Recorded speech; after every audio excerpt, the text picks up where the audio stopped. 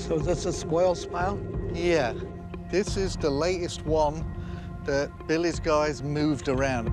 Craig Tester and metal detection expert Gary Drayton arrive on Lot 4, located on the western side of the island. All of this stuff came from the round feature behind us. Okay. They are continuing to search through more than 10 tons of spoils that were removed 1 year ago from a mysterious rounded stone feature located several yards to the east on Lot 5. A feature where, in addition to a mortar-like soil that may have come from more than 100 feet deep in the Money Pit area, the team has unearthed a number of stunning artifacts, including a fragment of a 17th century English silver coin and a 14th century lead barter token, which, like the lead cross that was discovered at Smith's Cove in 2017, may be connected to the medieval order of the Knights Templar. See what we've got waiting for us. Go back around there.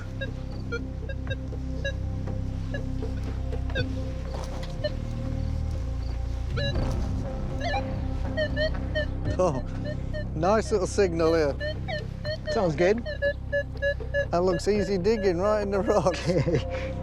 Yeah, we'll start. Well, actually, it's got to be on top of the rocks in the soil.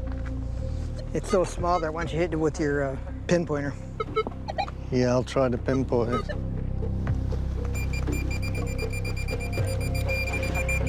Oh, I moved it. Oh, I see it. Oh, wow, look at that. It's a nice little button, mate. All right. Look at that. Nice. Very round. Does that mean anything to you? Yeah, these rounded buttons were normally tunic buttons. Yeah, okay.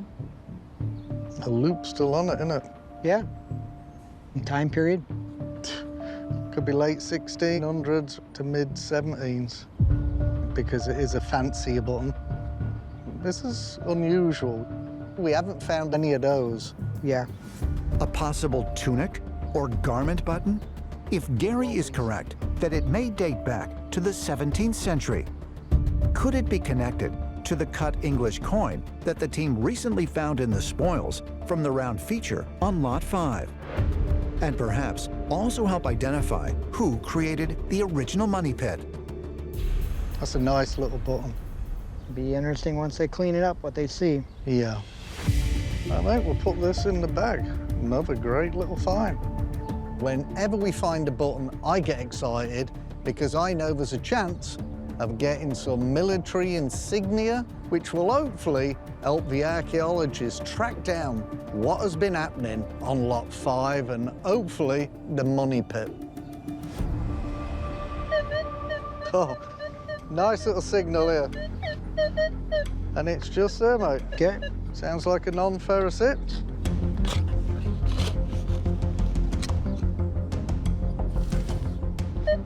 It's out. Great sounding signal. Let's see what we got.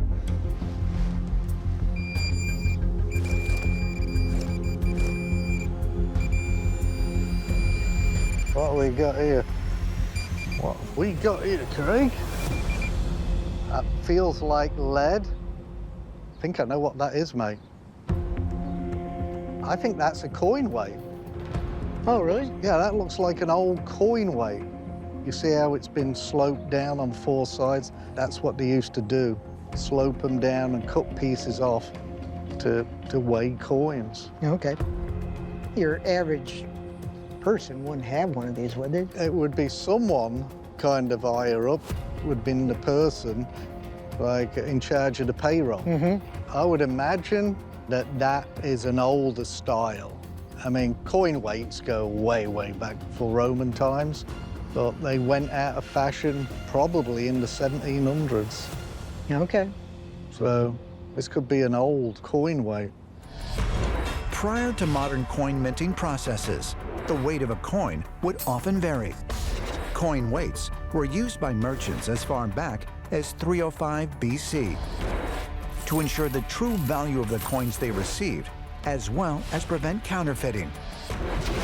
Is it possible Gary and Craig found a lead coin weight? If so, Might it have been used to divide up sums of treasure and perhaps be related to the high concentration of precious metals that have been detected in the Money Pit area? That is really, really cool. Well, we'll have to see what the archaeologists think of it. Yeah. I'll put it in the bag. Yeah. All right, mate, good digging. Okay, All right, but you continue. now hopefully we can find a gold coin. Sounds good? Hey. Hey, guys. How are you? Hello. Good. Morning. Morning. Gary Drayton joins Rick Lagina, archaeologist Laird Niven, and archaeometallurgist Emma Culligan in the Oak Island lab. Rick and Gary are eager to hear Laird and Emma's analysis of the button and possible lead weight that were found in the Lot 5 spoils just one day ago. What about the button? Any info on the button? Info on the button. I did do a CT scan, but that's obscuring Yeah. the surface image. Earlier today, Emma scanned both artifacts using the SkyScan 1273 CT scanner, a device which emits X-ray radiation to produce detailed three-dimensional images of objects. Additionally, she also scanned them with the X-ray fluorescence spectrometer, or XRF, to determine the elements that make up their composition. It's a copper iron alloy, and it does have a high content of lead in it. No aluminum, so that's good. There's no severe indicators that it is modern. Okay, Yeah. good. Yeah. So I would fit the composition to 1700s to early 1800s English. So this is the best image I could get. I think what it says is that it points more towards a gentleman than a Yeah. farmer again. Yeah. Yeah. And that could tell us something about what the round feature was used for. We have a lot of questions left about the round feature. I think what we're finding now supports several of the theories that ties the deposition of something on Oak Island by the British military. I feel that's where the evidence we have on Lot 5 is leading us. Okay, the next one. Yeah, I think that's probably the most interesting. What do you think that is? It's lead. It weighs 26.2 grams. Gary thought it was a coin weight. Whenever you find a shaped piece of metal like this, especially if it's bronze or lead, it's usually a coin weight. Now this is large, but I was thinking maybe it's a weight for a large coin. It would be a very large coin. When you say a very large coin, what? Well, the largest coins back in the day would have been gold. So start looking at big gold Oh, yeah. coins, because Yeah. that would be great. Finding one of those on Lot 5. Be a big coin. Emma has a dissenting opinion about it. Okay. So compositionally, I do think it's modern. The phosphorus content, it's extremely high. And you don't see that in lead alloys until mid-20th century.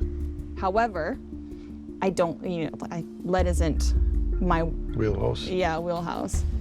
So we have a conundrum, because I think the problem with it being modern is we're not finding other modern artifacts on Lot 5. Really does look old. It does. I mean, that looks really nice and old. Yeah. I mean, lead was used for coin weights, but early on, too. Yeah. Earlier, and then replaced by brass. So in general, across the world, there seems to be a transition from lead coin weights to brass coin weights somewhere after 1066. If we can prove that this trade weight is very old, it puts the other old coins we're finding on Lot 5 into a more clear perspective. Emma's analysis is suggesting the lead weight is more recent than the archaeologists think, but this is a point where we need to consolidate the archaeology and the science together and come to a new understanding of what this artifact is. So I do think that it is an excellent candidate for laser ablation. Great, that's what I was going to say. Yeah. It's fantastic. Laser ablation is a testing method that uses a high-powered laser to remove a microscopic sample from the surface of objects that are composed of lead. The sample is then analyzed to determine its specific isotope value, which can reveal not only where the object may have originated, but also its approximate age. Well, I think we can follow this up in two ways. The laser ablation and finding an expert or experts to weigh in on this. It's a very curious find. It's it feels right in your Yeah. hand for some reason. It's up to you, Gary. Yeah, well, we've got to find some more stuff. We've got to find some more Yeah. stuff. I'm rooting for you guys.